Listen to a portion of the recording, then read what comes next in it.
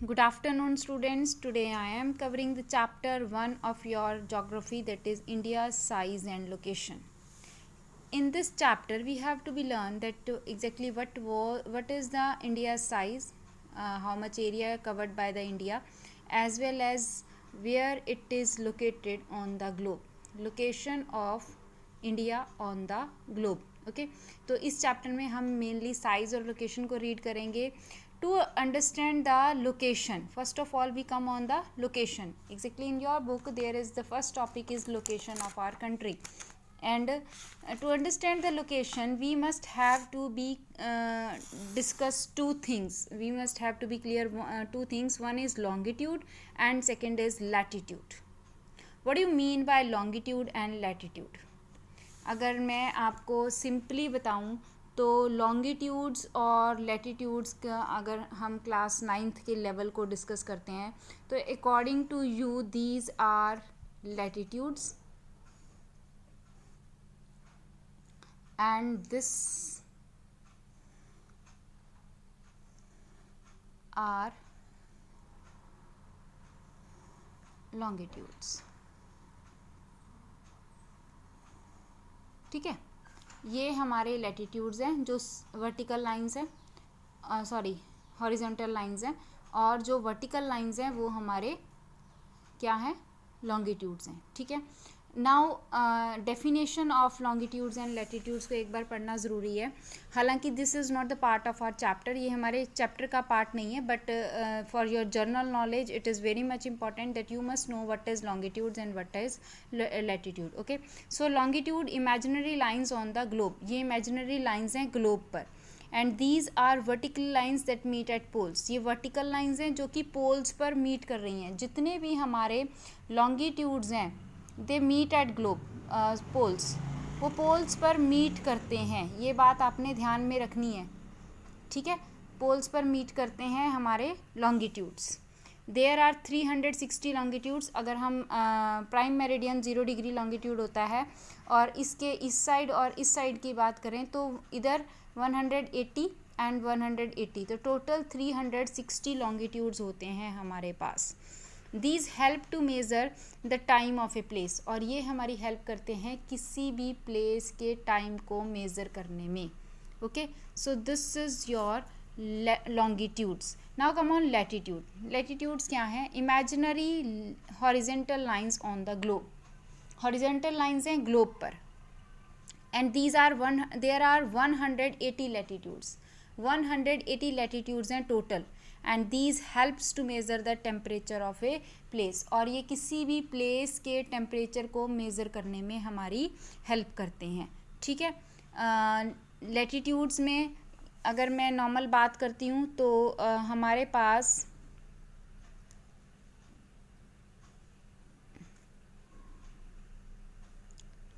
ये 0 degree equator is 0 degree latitude, and latitudes are parallel to each other. ये parallel होते हैं, never meet to each other, कभी भी मीट नहीं करते हैं. टोटल हमारे पास 180 लैटिट्यूड्स होते हैं, 90 नॉर्दर्न एंड 90 साउदर्न हेमिस्फीयर में. Clear? So this is your longitudes and latitudes. Now come on the latitudinal extent of India. India globe में इंडिया की लोकेशन को अंडरस्टैंड करने के लिए हमें एग्जैक्टली लॉन्गिट्यूड और लैटिट्यूड्स को रीड किया. अब इंडिया की लोकेशन क्या है ग्लोब में? ठीक है, अगर हम इसके लैटिट्यूडनल एक्सटेंट को रीड करें तो हम 8 degree 4 minute north to 37 degree 6 minute north तक इंडिया की लैटिट्यूडनल एक्सटेंट है. इसको मैं एक बार दोबारा से कवर अप करूँगी. Just listen me very carefully कि इंडिया की लोकेशन क्या है. बच्चे, मैंने आपको अभी बताया कि हम लॉन्गिट्यूड्स और लैटिट्यूड की मेज़रमेंट जो है, लॉन्गिट्यूड्स और लैटिट्यूड्स क्यों स्टडी करते हैं? To study the location, to learn about the location of a place on the globe. Okay, तो ये हमारी इक्वेटर है और this one is our prime meridian, 0 degree meridian. ठीक है, अब इंडिया जो है that lies on the north of equator, so we lies in northern hemisphere, and we lies in the east of prime meridian, so we lies in eastern hemisphere. Okay, one thing that we lied in the northern and eastern hemisphere, northern और eastern hemisphere में हम लाई कर रहे हैं। Next point, अब हमारा longitudinal extent क्या है। इंडिया स्टार्ट हो रहा है, ये 0 डिग्री है, फ्रॉम 8 डिग्री, 8 डिग्री लैटिट्यूड से स्टार्ट हो रहे हैं till 37 degree 6 minute north. Why north? Because हम नॉर्दर्न हेमिस्फीयर में लाई कर रहे हैं, that's why north is here and north is here also. यहाँ नहीं करना कि ये नॉर्थ है, ये नॉर्थ है तो ये साउथ हो जाएगा, नो, यहाँ डायरेक्शन नहीं है, नॉर्थ मीन्स हेमिस्फीयर, ओके। तो 8 डिग्री लैटिट्यूड से इंडिया की जो लोकेशन है वो स्टार्ट होती है till 37 degree latitude. So this is our, ये क्या है हमारी लेंथ, हम इतने एरिया को कवर कर रहे हैं। अब लॉन्गिट्यूड की बात करें, then we started from 68 degree 4 minutes east, 68 degree longitude से स्टार्ट हो रहे हैं हम to till 97 degree 25 minutes east तक। ये हमारा लॉन्गिट्यूडनल एक्सटेंट है, ठीक है। You must have to be remember the latitudinal and longitudinal extent. Longitudes में 68 to 97 degree, this is our breadth, ये इंडिया की चौड़ाई है। लैटिट्यूड्स में 8 degree to 37 degree, this is are length, ये हमारी लंबाई है, ठीक है।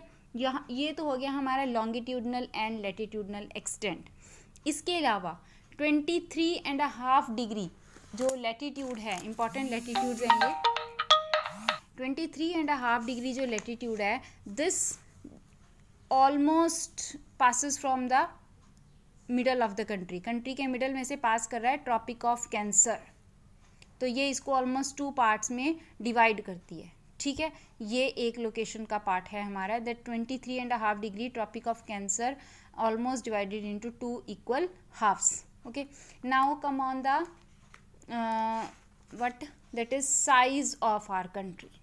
अब इंडिया का साइज़ क्या है? अगर हम साइज़ की बात करते हैं तो we have covering the area of 3.28 million square kilometre.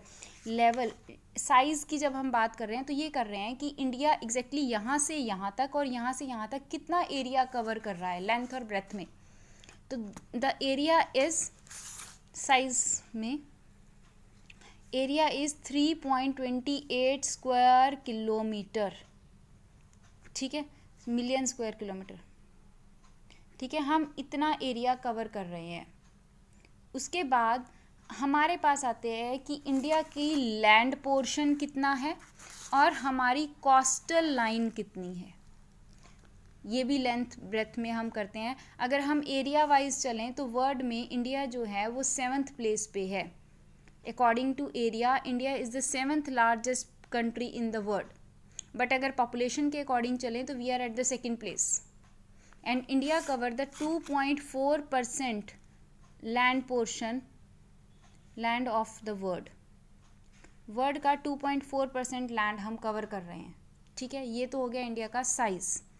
3.28 square kilometre area, million square kilometre area cover कर रहे हैं, 2.4% लैंड पोर्शन कवर कर रहे हैं, 7th place in the world, 7th place in world में हम 7th प्लेस पे lie करते हैं अकॉर्डिंग टू एरिया, एरिया के अकॉर्डिंग, ठीक है। अब हमारा लैंड बाउंड्री कितनी है? Land boundary, our land boundary is 15,200 kilometres.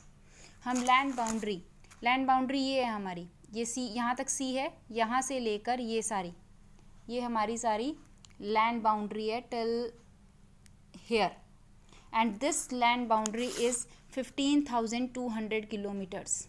और हमारी जो कोस्टल लाइन है, कोस्टल लाइन कितनी है? 7,516.6 kilometre including Andaman and Nicobar islands. ये डाटा बच्चे आपको याद रखना है for your 3 marks question as well as for your 1 marks question, okay. Now come on the next. अब नेक्स्ट जो पॉइंट है that is very important to understand that India have a standard meridian. हमारी एक standard meridian है that is 82 degree 30 minutes east. ये हमारी standard meridian है। Now what do you mean by standard meridian? Exactly, standard meridian is the meridian that is selected by a country to observe the time of an area of that country. किसी भी country का जो time है हम उसके standard meridian से observe करते हैं. Why there is a need to choose the standard meridian? Exactly, बड़े जो बिग कंट्रीज़ होते हैं वहाँ पर स्टैंडर्ड मेरिडियन को चूज़ करने की ज़रूरत पड़ती है. क्यों? क्योंकि अगर हमारा लॉन्गिट्यूडनल एक्सटेंट ज़्यादा हो जाता है तो दो प्लेसेस के बीच का टाइम डिफरेंस बढ़ जाता है. That's why we have to be need a standard meridian. Now if we learn the longitudinal extent of our country, अगर हम अपने कंट्री के लॉन्गिट्यूडनल एक्सटेंट को देखें तो हम अब ये कॉन्सेप्ट बड़ी ध्यान से सुनना. लॉन्गिट्यूड में हम 68 डिग्री से स्टार्ट हो रहे हैं टिल 97 डिग्री. ठीक है, अगर हम 97 में से 68 को माइनस करें तो हमारे पास ऑलमोस्ट नियर टोटल 29 डिग्री आते हैं. मीन्स 30 डिग्री का गैप आता है फ्रॉम गुजरात टू अरुणाचल प्रदेश. ठीक है, यानी कि हम 68 डिग्री से स्टार्ट होते हैं 97 डिग्री तक अगर हम जाते हैं तो हमारे पास लगभग हम 30 डिग्री लॉन्गिट्यूड्स को कवर करते हैं. और बच्चे एक बात आपको मैं यहाँ बताना भूल गई, क्या है कि हम लॉन्गिट्यूड्स को मेज़रमेंट करते हैं टाइम को अंडरस्टैंड करने के लिए. ठीक है, अब टाइम को अंडरस्टैंड कैसे करते हैं कि जैसे ये सपोज 0 डिग्री प्राइम मेरिडियन है, हम प्राइम मेरिडियन से जब 1 डिग्री आगे जाएंगे, 1 डिग्री लॉन्गिट्यूड पर गए हम, और सपोज 1 डिग्री लॉन्गिट्यूड को कवर करते ही हम 4 मिनट्स का टाइम कवर कर लेंगे. मतलब अगर हम इस साइड आए तो हम 4 मिनट आगे आ जाएंगे, और अगर इस साइड गए तो 4 मिनट पीछे चले जाएंगे, क्योंकि जो सनराइज़ है वो ईस्ट में होता है तो सन इधर पहले आता है और इधर बाद में जाता है. ठीक है, तो हम 4 मिनट का गैप कवर करते हैं if we cross the 1 degree longitude. और यहाँ पर जब हम 30 डिग्री लॉन्गिट्यूड्स को कवर कर रहे हैं तो आप ये लगाओ, देखो जस्ट कैलकुलेट दैम. 1 डिग्री पर हम 4 मिनट्स कवर कर रहे हैं तो 15 डिग्री पर हम 4 मल्टीप्लाई बाय 15 60 मिनट्स कवर करेंगे. It means 1 hour. तो इसका मतलब 30 डिग्री जब लॉन्गिट्यूड्स को हम कवर करेंगे तो हम कवर करेंगे 120 मिनट्स. It means 2 hours. इसका मतलब है कि अरुणाचल प्रदेश, गुजरात से अरुणाचल प्रदेश के बीच का जो टाइम लगेगा वो 2 आवर्स का है, लोकल टाइम डिफरेंस.